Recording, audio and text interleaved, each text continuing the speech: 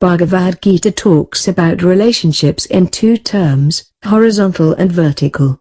Our vertical relationship is with Krishna, and is the only eternal relationship. We are eternal souls and have eternal relationship with eternal Krishna.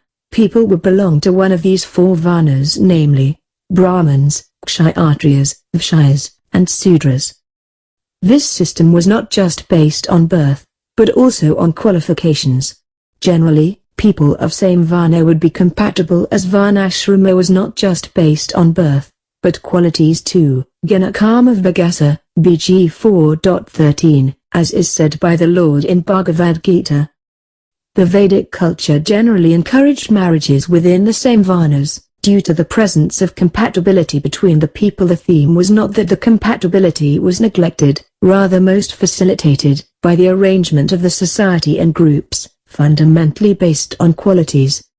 In today's society, this structure continues, but has become fossilized. That is static and corrupt, that is degraded in many ways.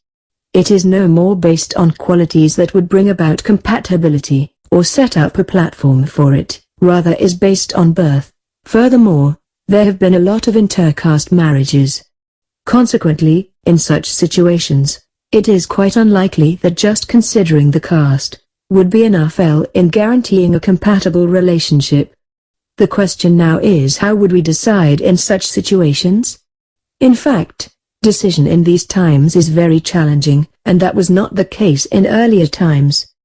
The essential teaching of the Bhagavad Gita is that we concentrate in developing our vertical relationship with Krishna as the utmost priority, as is said by Krishna in Bhagavad Gita, that when we try to devote ourselves to him, he gives the intelligent Stardami Buddhiyogam Tam, BG 10.10, by which we can make choices that will enable us to come to him.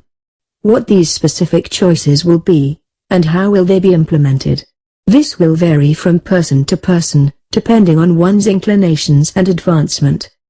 Within the Krishna consciousness movement, some systems have been created, like marriage ports, and they try to facilitate devotees who wish to find compatible partners for marriage. This is based on not just caste considerations. If the prospective partners want to look at caste, they can. However, it is primarily based on other factors like social, spiritual, financial compatibility, etc. In today's Indian society, many people take the caste restrictions seriously in reference to one's family tradition because of the fossilized caste structure. One would or would not like to choose a partner within the same caste.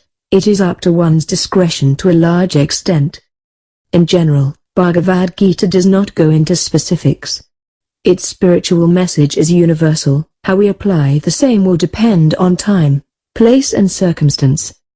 Devotees primarily focus on seeing how they can have compatible matches.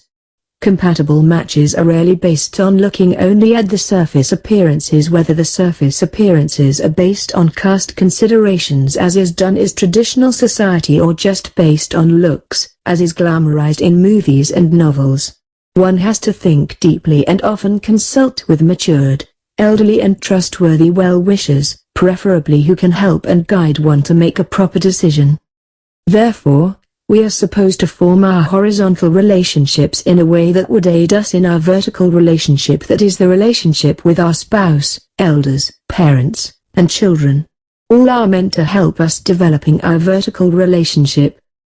Hence, Bhagavad Gita's essential message is developing the vertical relationship, that is love for Krishna is the primary purpose or essence of life, and that all other loves need to be subordinated, integrated and harmonized with this ultimate love.